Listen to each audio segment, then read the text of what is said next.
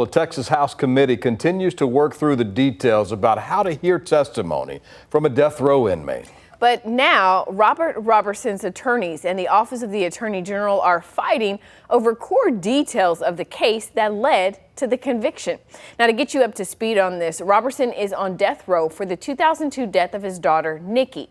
He was set to be executed last Thursday. At the core of his conviction back in 2003 was the theory that Nikki died as a result of shaken baby syndrome, a theory that has since been debunked. Now, Roberson's attorneys and dozens of state lawmakers are arguing that Texas junk science law that passed 11 years ago after he was convicted should force this case to be reconsidered. Last week, the House Committee on Criminal Jurisprudence issued a subpoena to hear from Roberson, halting his execution.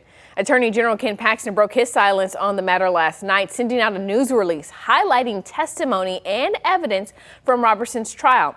He pointed to reports and evidence from 2002 that Roberson admitted to slapping Nikki to wake her up, and then he changed his story. That Roberson had a history of violence, and that a 2016 report from the medical examiner in this case reported that there were other signs that Nikki had been abused. The AG's office also points to claims that the toddler had been sexually assaulted by Roberson before her death.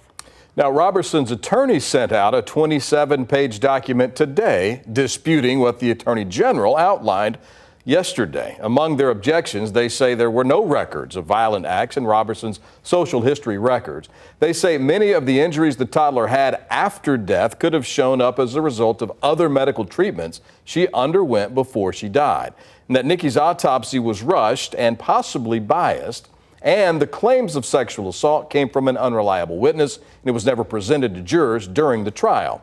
Detectives later said the claims were not valid.